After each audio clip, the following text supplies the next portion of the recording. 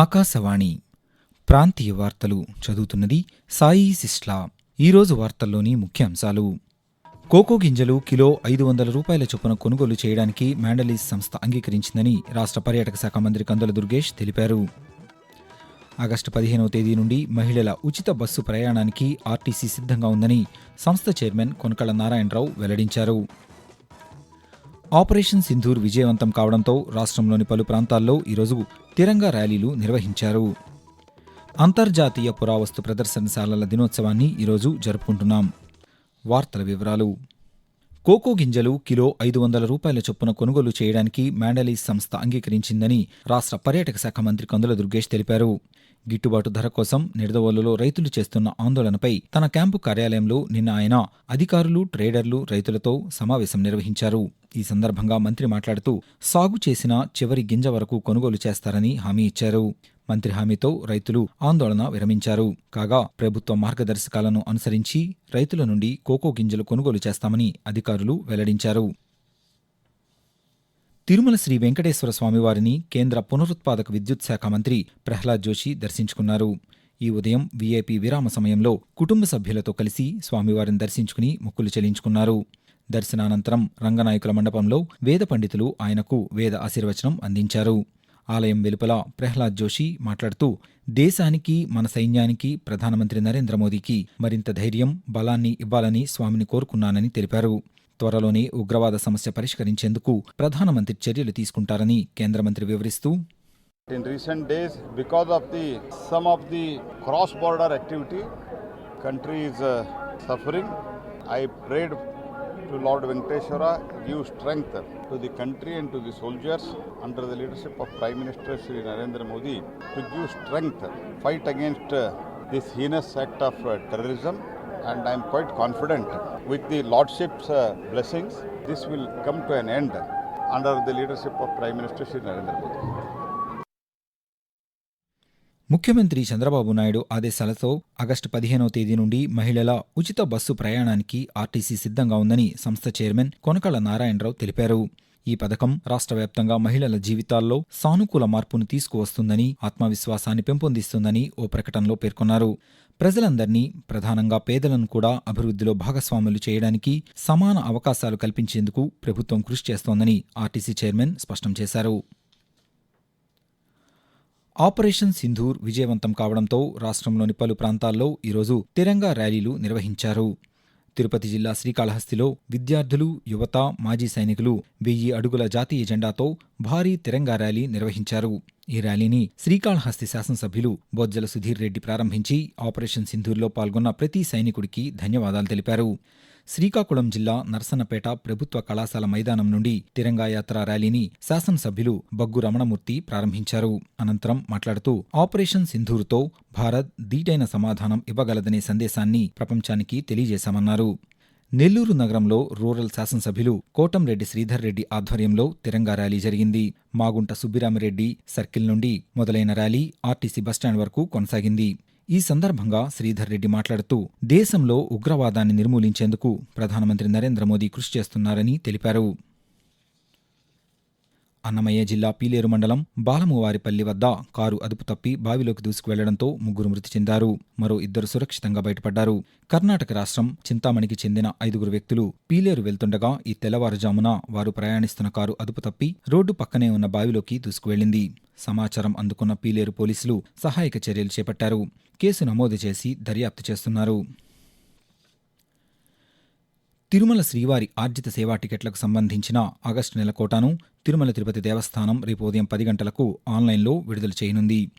ఈ నెల 22వ తేదీ ఉదయం 10 గంటలకు కళ్యాణోత్సవం, ఉంజల్ సేవ, ఆర్జిత బ్రహ్మోత్సవం, సహస్ర దీపాలంకార సేవ, శ్రీవారి సాలకట్ల పవిత్రోత్సవాల టికెట్లను విడుదల చేస్తారు.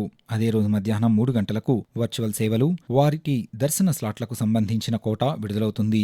ఈ నెల 24వ తేదీ ఉదయం 10 గంటలకు ప్రత్యేక ప్రవేశ దర్శన టికెట్ల కోటాను టీటీడీ ఆన్లైన్లో విడుదల చేయనుంది. ఆకాశవాణి ప్రాంతీయ వార్తలు వింటున్నారు. ప్రధానమంత్రి నరేంద్ర మోదీ తన మనసులోని భావాలను ఆకాశవాణి ద్వారా దేశ ప్రజలతో పంచుకునే మన్ కీ బాత్ మనసులోని మాట కార్యక్రమం 122వ సంచిక ఈ నెల 25వ తేదీ ఆదివారం ప్రసారమవుతుంది. మన్ కీ బాత్ కార్యక్రమానికి ప్రజలు తమ సూచనలు అందించాలని ప్రధానమంత్రి కోరారు. ప్రజలు తమ స్వర సందేశాలను 1800 నెంబర్కు ఈ నెల 23వ తేదీ సాయంకాలం వరకు పంపవచ్చు. అంతర్జాతీయ పురావస్తు ప్రదర్శనశాలల దినోత్సవాన్ని ఈరోజు జరుపుకుంటున్నాం. పురావస్తు ప్రదర్శనశాలలు దేశాల సాంస్కృతిక వారసత్వ సంపదలను కాపాడి భావితరాలకు అపురూపమైన విజ్ఞానాన్ని అందించడంలో ప్రముఖ పాత్ర పోషిస్తున్నాయి. పురావస్తు ప్రదర్శనశాలలపై ప్రజలకు అవగాహన కల్పించేందుకు, వాటిని మరింత ప్రోత్సహించే ఆవశ్యకతను తెలియజేసేందుకు 1977 నుండి ప్రతి ఏటా మే 18వ తేదీన అంతర్జాతీయ పురావస్తు ప్రదర్శనశాలల దినోత్సవాన్ని నిర్వహిస్తున్నారు. కాగా అంతర్జాతీయ పురావస్తు ప్రదర్శనశాలల దినోత్సవాన్ని పురస్కరించుకుని దేశవ్యాప్తంగా ఉన్న అన్ని చారిత్రక ప్రదేశాలు, పురావస్తుశాలల్లో ఉచిత ప్రవేశం కల్పిస్తున్నామని భారత పురావస్తు సర్వే సంస్థ ప్రకటించింది.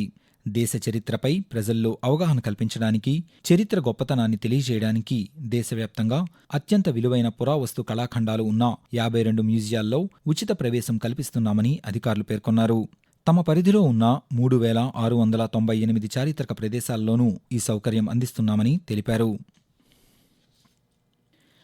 విజయనగరంలోని ప్రభుత్వ సర్వజన ఆసుపత్రిని వైద్య కళాశాలకు తరలించకుండా ప్రస్తుత ప్రాంతంలోనే కొనసాగించేందుకు అవకాశాలను పరిశీలించాలని ఎంఎస్ఎంఈ శాఖ మంత్రి కొండపల్లి శ్రీనివాస్ సూచించారు. నగరం మధ్యంలో ఉండడంతో అందుబాటులో ఉంటుందని, అనేక మంది ఇక్కడే కొనసాగించాలని అభిప్రాయం వ్యక్తం చేస్తున్నారని ఆయన పేర్కొన్నారు. కలెక్టర్ కార్యాలయంలో వైద్యాధికారులు, ఇంజనీరింగ్ అధికారులతో మంత్రి నిన్న సమావేశం నిర్వహించారు. ఈ సందర్భంగా ఆయన మాట్లాడుతూ జీజీహెచ్ భవనాలను భవిష్యత్ అవసరాలకు తగ్గట్లు అభివృద్ధి చేయడానికి అంచనాలు రూపొందించాలని ఆదేశించారు. ఖాళీగా ఉన్న సుమారు 4 ఎకరాల స్థలంలో పడకల సంఖ్య పెంపు, ఇతర సౌకర్యాలు ఏర్పాటు చేయవచ్చని 15 రోజుల్లో వివరాలు అందించాలని మంత్రి సూచించారు. శ్రీశైలం జలాశయంలో ప్లంజ్ పూల్ పరిస్థితిని అంచనా వేసేందుకు కర్నూలు ఐఐటి కళాశాల అధ్యాపకులు నిన్న పరిశీలించారు. Electronics and communication department associate professor doctor Krishna Nayak ఆధ్వర్యంలో అధ్యయనం చేశారు. ఈ సందర్భంగా కృష్ణానాయక్ మాట్లాడుతూ ప్లంజ్ పూల్ పరిస్థితిని అంచనా వేసేందుకు అండర్ వాటర్ డ్రోన్తో పరిశీలించామన్నారు. నీటి అడుగున లోతైన ప్రాంతాన్ని వీడియో తీశామని చెప్పారు. దెబ్బతిన్న భాగాలను స్పష్టంగా గుర్తిస్తే తగిన చర్యలు తీసుకునేందుకు ప్రాజెక్టు అధికారులకు ఉపయుక్తంగా ఉంటుందని ఆయన పేర్కొన్నారు. వాతావరణం.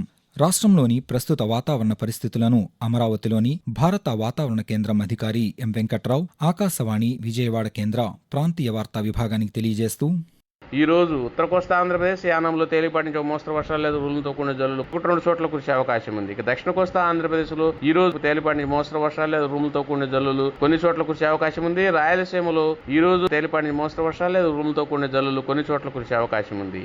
ఇక ఆంధ్రప్రదేశ్ మరి యానాములో ఈ రోజు ఉరుములతో కూడిన మెరుపులు మరి బలమైన ఎదురుగాలకు 30 నుంచి 40 కిలోమీటర్ల వేగంతో వీచే అవకాశం ఉంది. మరోవైపు అనంతపురం జిల్లా ఉరవకొండ, విడపనకల్లు, వజ్రకరూరు మండలాల్లో ఈరోజు ఉరుములు మెరుపులతో కూడిన భారీ వర్షం కురిసింది. దీంతో వాగులు, వంకలు పొంగిపొర్లుతున్నాయి. విడపనకల్లు, ఆర్కొట్టాల, పెంచులపాడు, పొలికి, ఉరవకొండ, ఉండబండ, పాల్తూరు, మల్లాపురం గ్రామాల మధ్య ఉన్న వాగులు ఉధృతంగా ప్రవహిస్తున్నాయి. దీంతో వాహనాల రాకపోకలకు తీవ్ర అంతరాయం ఏర్పడింది. ఆకాశవాణి ప్రాంతీయ వార్తలు ముగించే ముందు ముఖ్యాంశాలు మరొకసారి. కోకో గింజలు కిలో 500 రూపాయల చొప్పున కొనుగోలు చేయడానికి మ్యాండలీస్ సంస్థ అంగీకరించిందని రాష్ట్ర పర్యాటక శాఖ మంత్రి కందుల దుర్గేష్ తెలిపారు. ఆగస్టు 15వ తేదీ నుండి మహిళల ఉచిత బస్సు ప్రయాణానికి ఆర్టీసీ సిద్ధంగా ఉందని సంస్థ చైర్మన్ కొనకళ్ళ నారాయణరావు వెల్లడించారు. ఆపరేషన్ సింధూర్ విజయవంతం కావడంతో రాష్ట్రంలోని పలు ప్రాంతాల్లో ఈరోజు తిరంగా ర్యాలీలు నిర్వహించారు. అంతర్జాతీయ పురావస్తు ప్రదర్శనశాలల దినోత్సవాన్ని ఈరోజు జరుపుకుంటున్నాం. ఆకాశవాణి ప్రాంతీయ వార్తలు ఇంతటితో సమాప్తం. తిరిగి సాయంత్రం 6 గంటల 10 నిమిషాలకు విశాఖపట్నం కేంద్రం నుండి ప్రాంతీయ వార్తలు వింటారు.